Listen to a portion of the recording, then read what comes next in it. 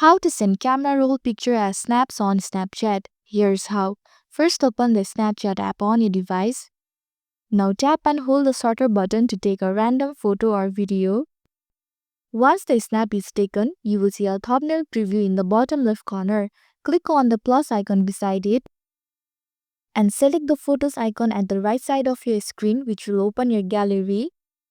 Browse and select the photo or video you want to upload.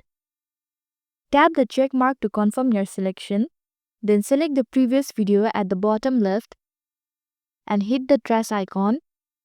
Select delete to remove it. This leaves only your important camera roll photo on the screen. Furthermore, click on the preview. Now that your imported video is on the screen, you can edit it like a regular snap.